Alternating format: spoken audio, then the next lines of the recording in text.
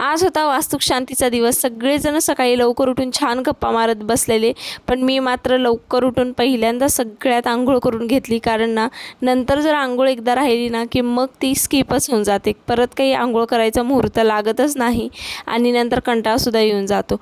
मी अंघोळीला गेलेले तोपर्यंत अवधूतचं इथं दिदूसोबत आणि आत्तूसोबत डान्स करणं चालू होतं। आमची दिदू तर काय डान्स क्वीनच आहे, तिला कोणत्याही गाण्यावरती नाचायला सांगा, इतका छान डान्स करते ना। आणि तिचं बघून सध्या अवधूत सुद्धा डान्स करायला लागलेला आहे आणि त्याला सुद्धा छान डान्स जमतोय। तसा तर सगळे छान एन्जॉय करत होते। दुपारी हे असेच जरा पडलेले डोळे झाकून तोपर्यंत मी ह्यांच्या हातावरती असं आमच्या दोघांचे नावं लिहून घेतले।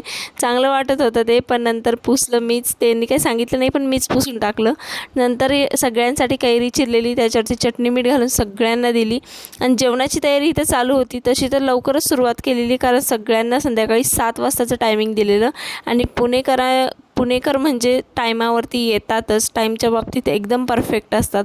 संध्याकाळी आम्ही आवरून वगैरे टेरेसवरती फोटो तर काढायला गेलो, पण मला ना फोटो काढायची इच्छाच होत नव्हती, कारण मला आजचा माझा लुक आवडलाच नव्हता तसा तर, का काय माहिती पण काहीतरी मिसिंग वाटत होतं।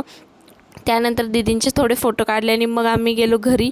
आरती चालू होती, सगळ्यांनी थोडा वेळ ओवाळून घेतलं आणि आमची ना आरतीच्या टायमिंगला इथं अशी छान मज्जा चालू होती। तशी तर अशी मस्ती करू नये, पण काय करणार, सगळेजण सोबत असले ना की मस्ती सुचतीच आणि ती आपोआप होती, ती काही ठरवून केली जात नाही। पण खूप छान मज्जा आली ह्या वास्तुक शांतीला। आणि व्हिडिओ कसा वाटला कमेंटमध्ये नक्की सांगा। चला भेटू नेक्स्ट व्हिडिओमध्ये, बाय बाय।